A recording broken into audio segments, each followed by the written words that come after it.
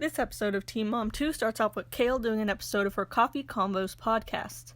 Her co-host, Lindsay, asks what she wants to talk about, and out of everything, Kail wants to talk about bleaching her asshole.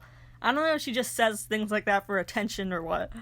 She also talks about Chris yet again, and says she's dating girls now because all men remind her of Chris now, even though logically she knows that isn't the case.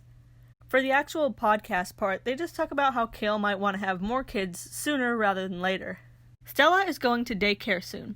Briana is asked how she's going to pay for it, and she basically laughs and says, I am paying for that. She seems happy to assume that Lewis has this down pat. He's apparently in town after his trucking job, but he hasn't asked to visit Stella yet. Anyway, the reason she needs Stella in daycare is because she's starting back at her job at the timeshare company that she's worked at for 5 years. Okay, is anyone else not surprised that Briana's job is like one of the most annoying people on the planet? Timeshare salespeople are extremely persistent, and they will keep you in a room for 4 hours trying to sell you scam apartments or whatever. I think there was even a SpongeBob episode about them. But I will give her credit for this. She is one of the only moms with a legitimate job, so that is good. Anyway, she finally meets up with Lewis to eat, and with her mom and sister, of course. He holds Stella and is affectionate, and admits that he sucks at communication, but that doesn't mean he isn't thinking of her. He says he'll make more effort in the future and offers $250 a week for Stella's daycare. Nobody is happier to hear this than Roxanne, who lights up like a candle when hearing that the money's coming in. Brittany even says, Mom, we're in a restaurant, although maybe she should have said that when her mom was hopping on the table trying to fight Devon last season. Over to Jenelle. Jace is in her car asking if the C word is a bad word. Jenelle is probably sitting there worrying that her parenting skills are going to come into question again, because Jace was cursing in the past when he was a lot younger. But luckily, Jace is just talking about the word crap, so it's just a funny kid moment. Jenelle gets a haircut and talks about how she's going to a cabin with the kids and David to celebrate her birthday. Corey hosts a birthday party for the girls, and Leah is going to have a separate party with a unicorn theme. She's proud of Gracie because when they were choosing a location for the party, she said she wanted a place that could accommodate Allie and that Allie could still have fun at. As for the therapist, Leah doesn't know how she feels about her. Gracie has been saying she hates school, and Leah hopes to see more progress on this, though she knows it won't happen overnight. Chelsea is going to a child support hearing requested by Adam to try to lower it. They worry that Adam's mom will try to talk to Aubrey and lie about what's going on. Chelsea says she will have a talk with Aubrey soon about her dad being sick, so she has the facts. Lux's dad, Chris, suddenly filed for emergency visitation, and Kail has to go to court. She says he never asked to see him, though, and in fact, they haven't talked in 2 months. She's nervous about this court date, and her lawyer has told her that Chris will definitely get custody whether she wants him to or not.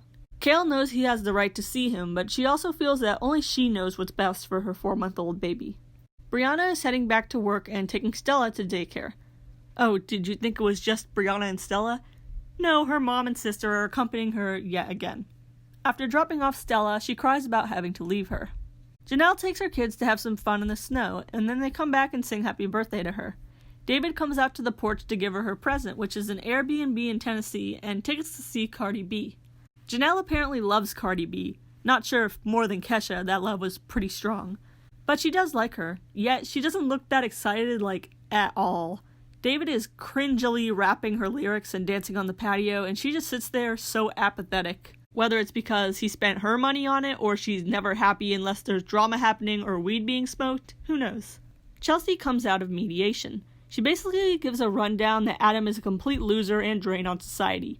No bank account, no job, hasn't applied for a job in months, doesn't pay his bills, doesn't pay child support, probably has antisocial personality disorder, and somehow he went on a rant that this is all MTV's fault. He's also starting a business, or so he said, but he doesn't know what it's for and has no money. If this guy can actually start a business that isn't some type of street pharmacy, then miracles truly do exist. Leah has a party for the girls at the arcade. She's taking pictures with the girls, and then she says, okay, let's take a goofy one. I'm not surprised that Leah is one of the people who says that. Admittedly, the cake they have is really cute. It's unicorn themed, and one of the unicorns has frosting in the shape of glasses on it, like Allie's glasses. During the party, Leah mentions that Jeremy has been commenting all on her Instagram pictures and trying to talk to her. Her sister Victoria says, well, I think he's trying to get his way back in. Leah says, oh, you think he's trying to get back together with me? No, I think she meant what she said, that he's trying to get his way back in. I think she meant it pretty literally. Briana picks Stella up and calls Javi and chats.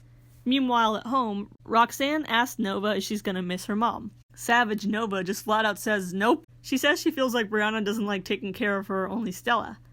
Roxanne reassures her that it's just because Stella is a baby that she needs more attention. She asks, okay, well, your TT Brittany takes care of you, and then Nova just calls her lazy. Like I said, Savage Nova does not hold back. Kail is back from court. Apparently she had to testify against Chris, which I'm sure she loved because she probably got to talk to him for like 10 minutes uninterrupted. The results are that Chris can spend 5 hours with Lux supervised by his aunt. Kail is mad because she wanted a neutral party to supervise the visit.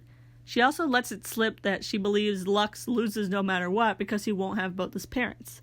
She very obviously wishes that her and Chris were together, and I almost feel bad for her. Over at the cabin, Jenelle and David are angry because the kids were loud all night and they got no sleep. Poor Kaiser is just getting the brunt of their anger. He says he has to poop and they refuse to let him go because he just went, and he's only saying that because he doesn't want to eat, or so they think. Kaiser spills some food and they get even angrier, and then he punches the cameraman in the balls and then David drags him away. And I just feel really uneasy watching this. David has zero patience for Kaiser, and Jenelle doesn't really defend Kaiser or try to soothe him. He even goes up and hugs her at one point, and she barely responds. Later, Jason and Marissa are stomping on the stairs, which pisses Jenelle and David off to the point that they say, "Get in the car, we're leaving." In the car, they turn off the cameras and reprimand the kids for acting up. David raises his voice a little more when he thinks that all the cameras are off, and then he finds the ones in the back and turns those off too. Who knows what happens after the cameras were off. Briana comes back home to Stella and says she missed her. Roxanne tells Briana what Nova said, and Briana tries to reassure her, and they hug and kiss. Leah calls back Jeremy. He turns on the charm, or at least the decentness, and apologizes for saying a few seasons ago that he regretted choosing her to be his kid's mother. She accepts the apology. He also commends her for being more stable since they divorced, meaning she doesn't do drugs anymore, and he calls her a good mom. He says he's proud of her and he'll always love her since she's Addie's mom. Leah eats all this up and appreciates it. It was a sweet thing to say, honestly, and was long overdue, but let's see next episode what his intentions really were with that. And that's all for this episode of Teen Mom 2. Do you think Kail resents Lux seeing Chris because she's bitter he doesn't want to be with her?